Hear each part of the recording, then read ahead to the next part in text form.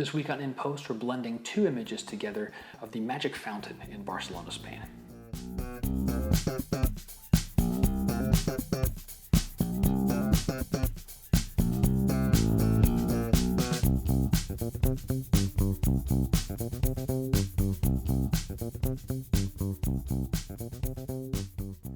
Hi everyone, welcome back to In Post. My name is Scott Davenport, and thanks for joining me today. Today we're doing a little light blending work with two images of the magic fountain in Barcelona, Spain. If you didn't see the In the Field episode for this shoot, some behind the scenes look at what went into taking the shots and what a couple of the challenges were, have a poke over to that on the same channel you're watching here now, and you can get some background information. You can get maximum enjoyment out of this episode. If all you're interested in the post-processing techniques, then hey, you're in the right spot. Stay right here. So let's jump over into Lightroom. We'll look at these two different images we're going to blend together, and then take it through the final stylization.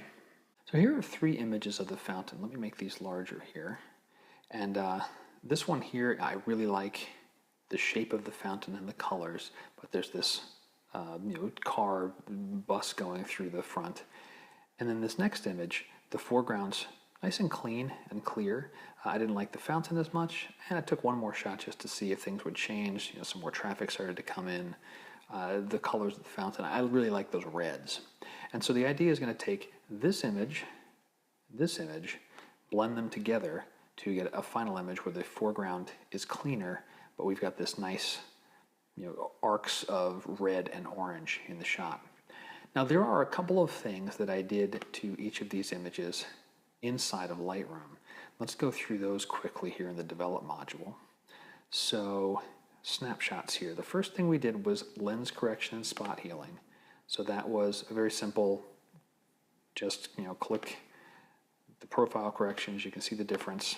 It's straightened out this top edge here. This is still a little crooked, but I'm going to correct that in the photo suite.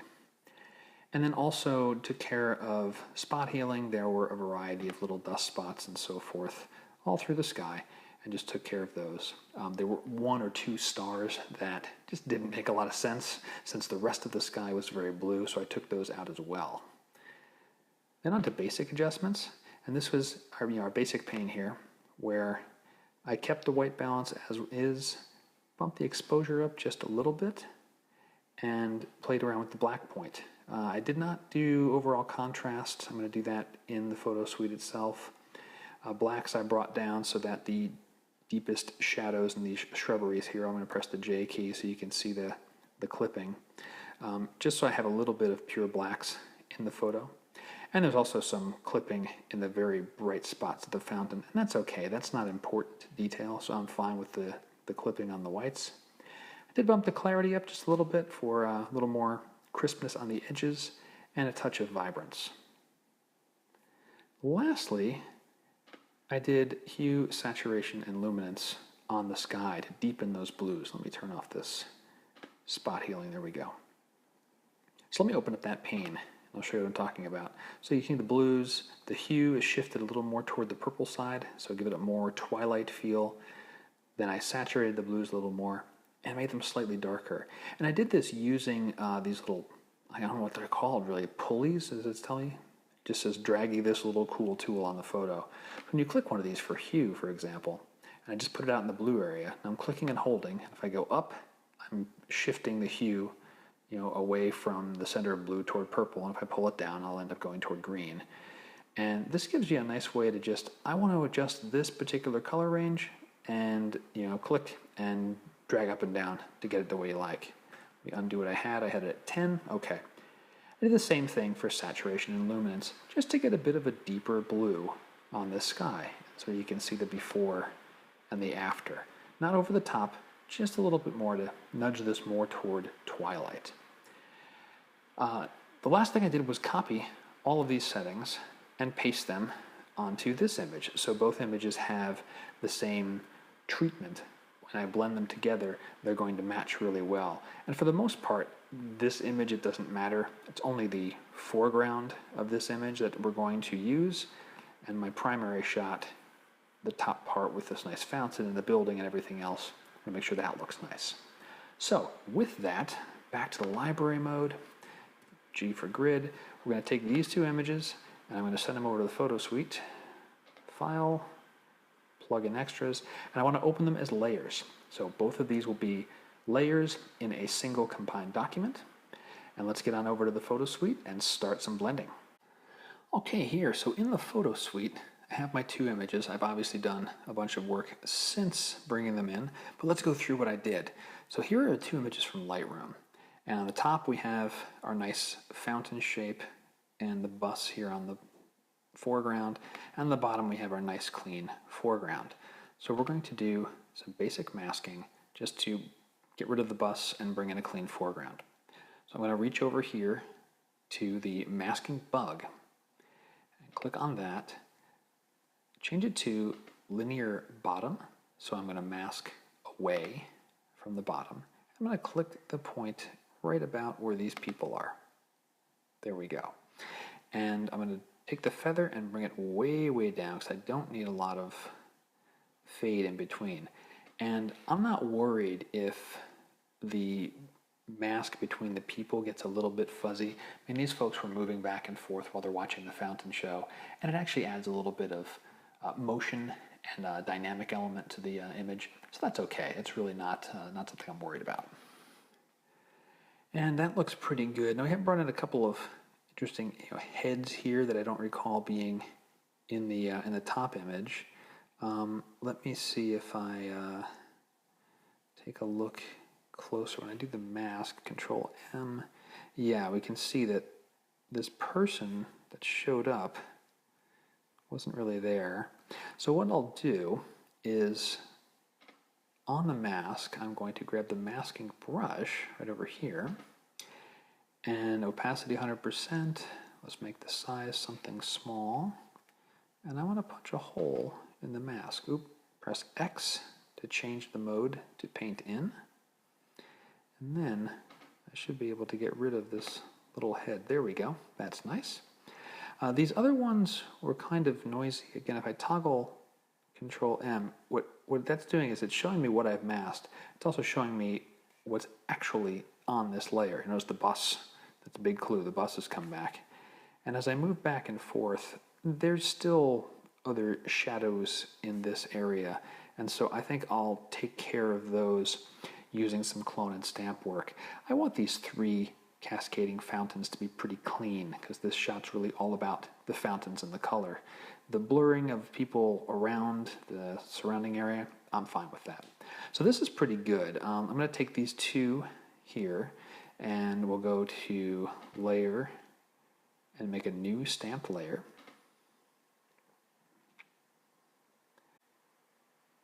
All right.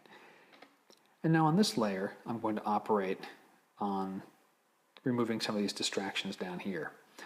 Now I'm going to use a variety of tools. I'm going to use the clone tool. I may use the perfect eraser if that does some magic jobs. I'll do a little bit on the first one and then I'm going to fast forward to get through the rest of it. If you're immensely curious about my techniques for removing distractions like this, I just put out a whole video course on it. It's on my website on the storefront and you can go take a look at that, see the demo video, and maybe you'll pick it up. So let's get to removing one of these little people down here. I'm going to zoom in at 100% and bring this down here. Now, there's a few shadows. Let's start with a perfect eraser and this very small shadow here. That should be real easy. Just like that. Okay, great. That one's gone. This next one, a little more challenging. What I will do is use the clone tool. I'm going to try to maintain this nice cascade of water. And let's make the brush here. I'm going to Option, click to set my sample point. Kind of just bring this down here a little bit and then fade it back and forth. I'll need to smooth that out for sure. Retouch brush, let's try and smooth that edge. That is not working well.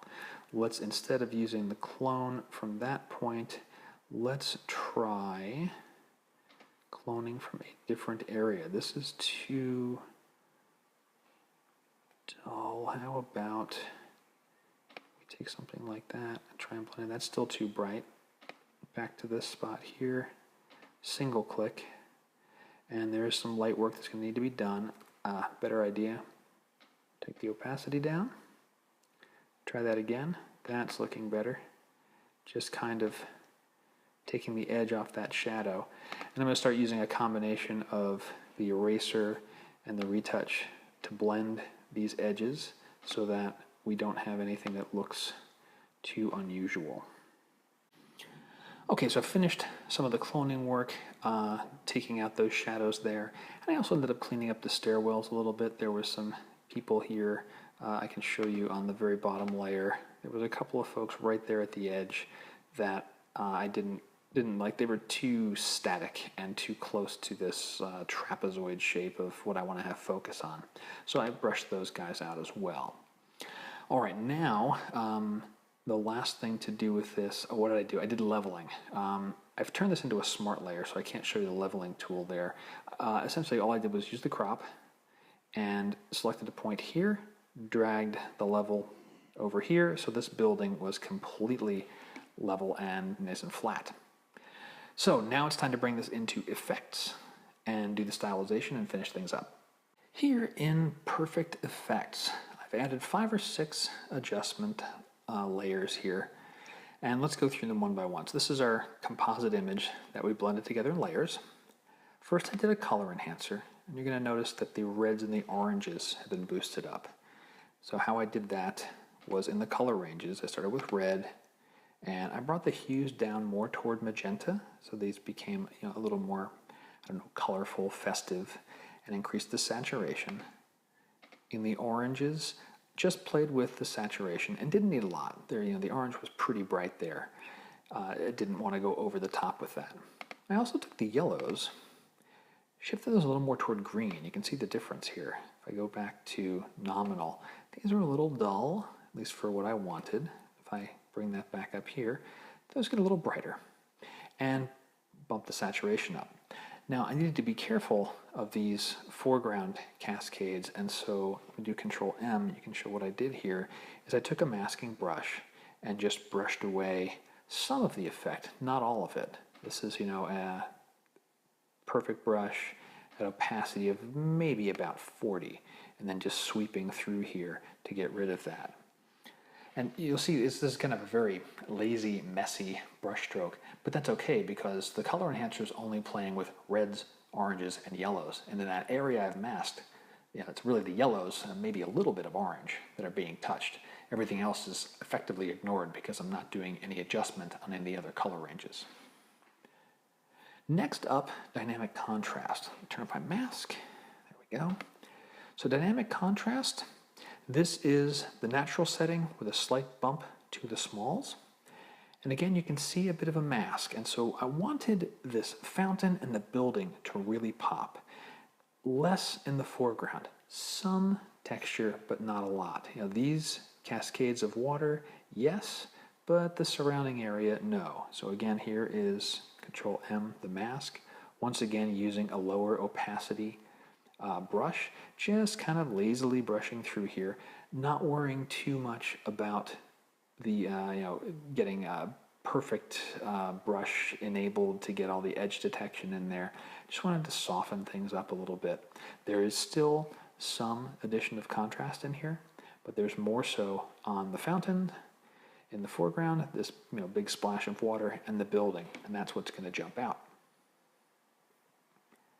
Next is the tone enhancer, and the tone enhancer is only affecting the sky. This is a nice thing I like to do with the sky. You can see everything else is just flat, nothing has changed. But to bring your skies even more twilight, you can play with the green channel, tug the greens down a little bit, and in the red channel, tug those up a little bit, and you get this nice deepening of the sky. And for blue, it is not touched at all. It's really just playing with the reds and the greens. And so you end up with before and after, just a richer blue. And now, could I do this with another tool? I get asked reasonably often, why do I want to use the tone enhancer versus the color enhancer versus dynamic contrast? The answer is there's no one answer.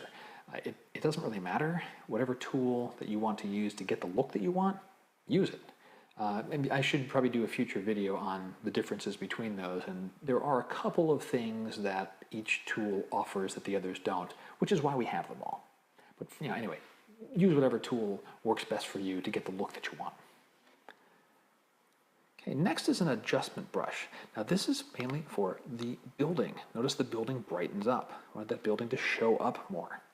And I started with the lighten preset, played around with brightness, contrast, and detail, watching the building. So originally, let me copy my mask so I don't lose it, and then I will reset the mask. So this is what the brightening looked like entirely. Oops, let me invert the mask, because a brush removes everything. So I'll invert the mask. You can see this is what everything looked like with this adjustments applied to the entire image.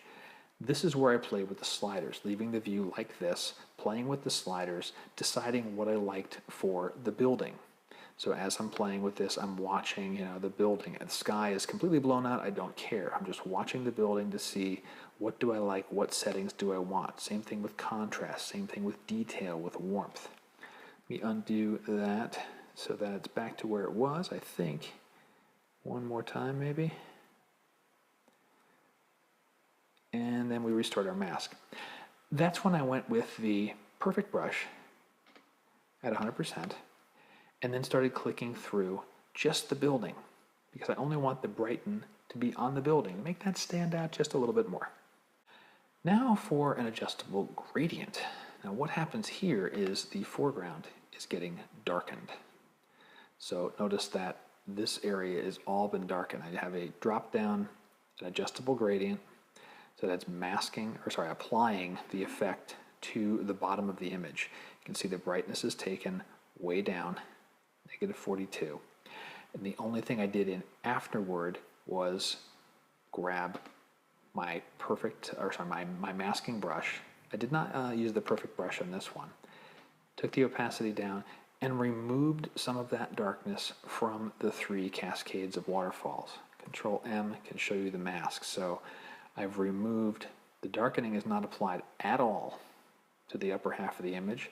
It's only to the foreground, and then I took the edge off of that darkness a little bit into those 3 waterfalls, so that now the image is much more about this building, this fountain. The crowd around it gives it some context, so we know that this is the thing that people go and see, and they spend time there and take photos, and some people brought food and hang around there for quite a long time. Last but not least, the vignette. Now the thing with the vignette here, you'll notice the vignette even takes this foreground down further. And the way that I handled that is the way I always do my vignettes. I take my brightness down. I left it at -100. I take the feather all the way down too, so I can see exactly where the border of my vignette is. And you'll notice it's offset. It's a little north of center. And that's what the crosshairs are for. Take the crosshairs and you can drop them anywhere and just move the vignette around. I think my machine is struggling to keep up with me right at the moment. But this is how you adjust the vignette and drop it into place. And then from there, I'll change the feather back to 100% so I can get it all smooth and blended out. But in the end, what you get with that type of vignette, here's before and here's after, and it really helps zoom it all in. So that's the stylization. Everything done before and after. Now, there's one last bit of tinkering I played around with in layers. I'm not sure if I'm going to keep this in the final image or not, but the sky felt pretty empty. And on the one hand, it can be great for, I'd love, the city of Barcelona to call me and say, hey, we'd like to put your photo on the cover of a magazine, and it gives them space to put copy and whatever, advertising they'd like. On the other hand, it's kind of dark. It's kind of empty. And so I played around with some textures. And I'm just going to flip this layer on here to show you that, just to fill in this bit of a void.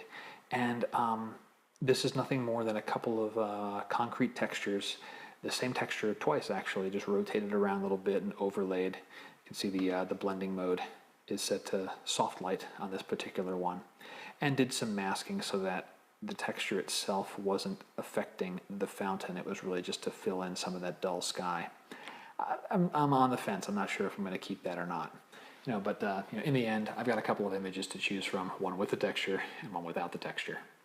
So there it is. Again, here's the final image.